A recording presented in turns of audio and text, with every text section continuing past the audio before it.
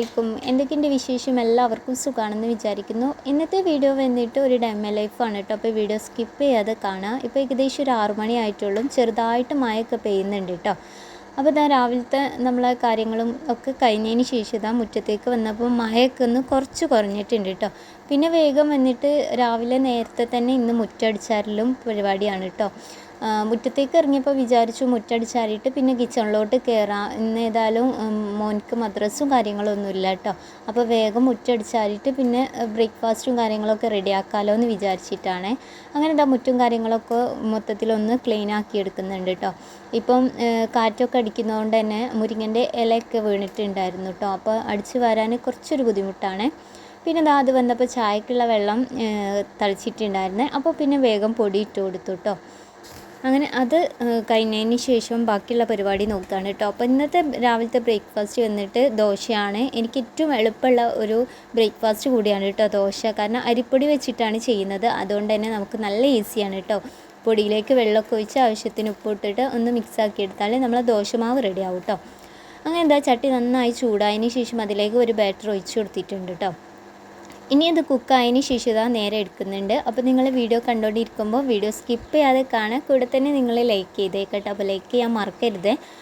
അങ്ങനെ ഇതാ അടുത്ത ബാറ്ററും കൂടി ഒഴിച്ച് കൊടുക്കുകയാണ് കേട്ടോ. അപ്പോൾ നന്നായിട്ട് എണ്ണ തൂവി കൊടുക്കുന്നുണ്ട്. അപ്പോൾ ഇന്ന് എൻ്റെ കയ്യിൽ വെളിച്ചെണ്ണ ഇല്ലാത്തതുകൊണ്ട് ഞാൻ ഓയിലാണ് എടുത്തത് കേട്ടോ. പക്ഷേ എൻ്റെ ഈ ഒരു ചട്ടിക്ക് ഓയിലായാലും വെളിച്ചെണ്ണ ആയാലും നല്ലൊരു മയക്കാണ് കേട്ടോ. പിന്നെ ചട്ടി നന്നായിട്ട് ചൂടായാലേ ഞാൻ ദോശ ഒഴിച്ച് കൊടുക്കാറുള്ളൂ.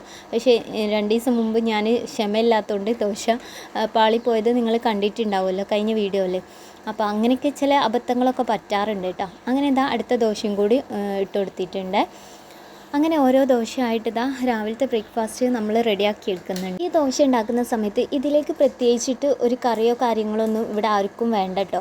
ചിലപ്പം ചായയിൽ മുക്കിയിട്ട് ഞാൻ അധികം എന്താട്ടും ചിലപ്പോൾ തേങ്ങയും പഞ്ചസാരയൊക്കെ ഇട്ടിട്ട് കഴിക്കും.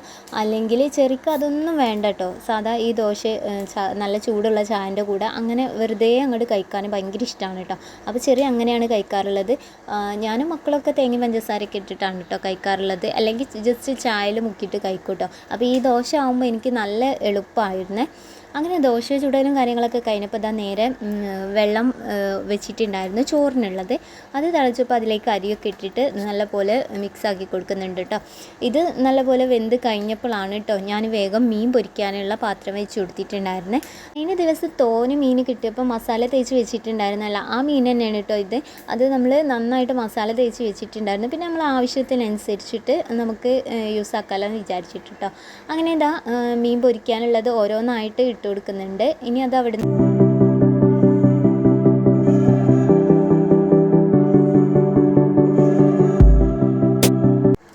മീൻ ഒരു ഭാഗം നന്നായിട്ട് കുക്കായതിന് ശേഷം ഇതാ തിരിച്ച് മറിച്ചിട്ട് കൊടുക്കുന്നുണ്ട് കേട്ടോ. അപ്പം നമ്മൾ ഈ ഒരു വെളിച്ചെണ്ണയിലേക്ക് തന്നെ കറിവേപ്പില തൂവി കൊടുത്തിട്ടുണ്ടെങ്കിൽ മറിച്ചിടാൻ നല്ല ഈസി ആയിരിക്കും കേട്ടോ.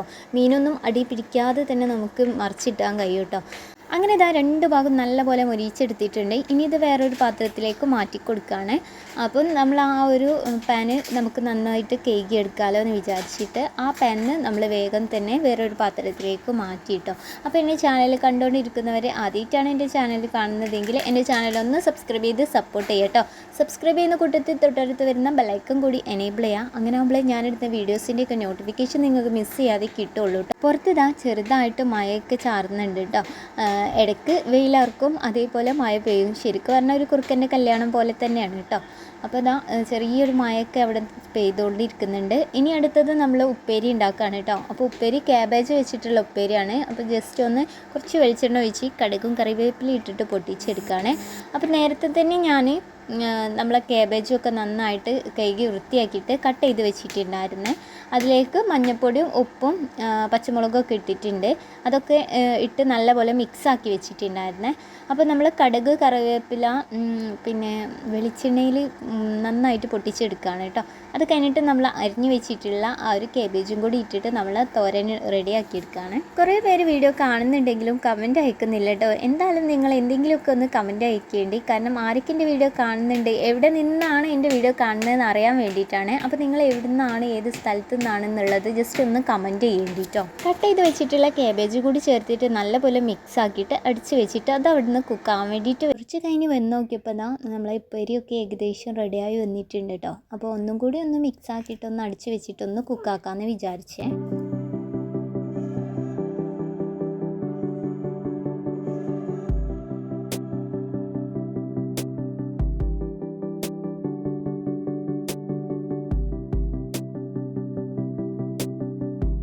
ഉപ്പേരി റെഡിയാവുന്ന ഇടയിൽ പോയിട്ട് കുറച്ച് കാന്താരി ഉണ്ടായിരുന്നു കേട്ടോ. അതൊക്കെ പോയി പറിച്ച് കൊണ്ടുവന്നു കേട്ടോ. അത്യാവശ്യം തോനെ തന്നെ കിട്ടിയിട്ടുണ്ട്. 2-3 എണ്ണം പഴുത്ത് പോയിട്ടുണ്ട് കേട്ടോ. അപ്പോൾ നമ്മൾ നേരം വൈകുന്നതിന് മുമ്പായിട്ട് തന്നെ കാന്താരി പറിക്കാറാണ്. പക്ഷെ ഇന്നൊന്ന് കുറച്ച് നേരം വൈകി കേട്ടോ. അപ്പോൾ ഇതാ കുറച്ച് തോനെ കാന്താരി കിട്ടിയിട്ടുണ്ടായിരുന്നു. ഇത് ഞാനൊരു ബോട്ടിലാക്കിയിട്ട് ഫ്രിഡ്ജിൽ സ്റ്റോർ ചെയ്യാറാണ് കേട്ടോ.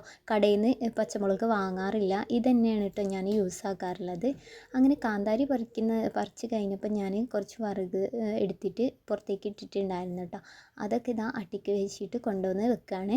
കാരണം അടുപ്പൊക്കെ തീയൂട്ടുന്ന സമയത്ത് നല്ല ഉണങ്ങിയ വിറകില്ലെങ്കിൽ നമുക്ക് കുറച്ചൊരു കഷ്ടപ്പാടായിരിക്കും കേട്ടോ, അടുപ്പൊക്കെ ഒന്ന് തീയൂട്ടി എടുക്കാൻ വേണ്ടിയിട്ട്.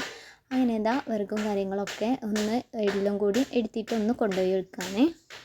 നമ്മൾ നേരം വൈകി കഴിഞ്ഞാൽ കുറേ കിളികൾ വന്നിട്ട് കാന്താരിയും കാര്യങ്ങളൊക്കെ പറിച്ച് തിന്ന് കഴിക്കും കേട്ടോ. അപ്പം ഞാൻ കുറച്ചൊക്കെ അവിടെ വെക്കാറുണ്ട്. കാരണം അവർ എന്തെങ്കിലുമൊക്കെ കഴിച്ചോട്ടെ എന്ന് വിചാരിച്ചിട്ട് കേട്ടോ. 2 മരത്തുമൊന്നും കൂടിയും കിട്ടിയതാണ് കേട്ടോ അത്രയും കാന്താരി. ഒന്നിൽ മാത്രമല്ല ഉള്ളത്, 2-ലൂടെയും കിട്ടിയപ്പോൾ തോന്നുന്നുണ്ട്. അപ്പോൾ ഞാൻ സുർക്കല്ലാത്തതുകൊണ്ടാണ് ഉപ്പിലിട്ട് വെക്കാത്തത്. ഇല്ലെങ്കിൽ ഞാൻ ഉപ്പിലിട്ട് വെക്കാമെന്ന് വിചാരിച്ചിട്ടുണ്ടായിരുന്നു കേട്ടോ. അങ്ങനെ ഇതാ നമ്മൾ ഉച്ചയത്തെ ഫുഡ് കഴിക്കുകയാണ്. അപ്പോൾ മീൻ പൊരിച്ചതും കേബേജിൻ്റെ പേര് അച്ചാറുമാണ് കേട്ടോ. അപ്പോൾ ഞാൻ ഒറ്റക്കായതുകൊണ്ട് കറിയും കാര്യങ്ങളൊന്നുമില്ല. അപ്പോൾ ഇന്നത്തെ വീഡിയോ എല്ലാവർക്കും ഇഷ്ടമായി എന്ന് വിചാരിക്കുന്നു. പുതിയൊരു വീഡിയോ ആയിട്ട് കാണാം. ബൈ, അസ്സലാമു അലൈക്കും.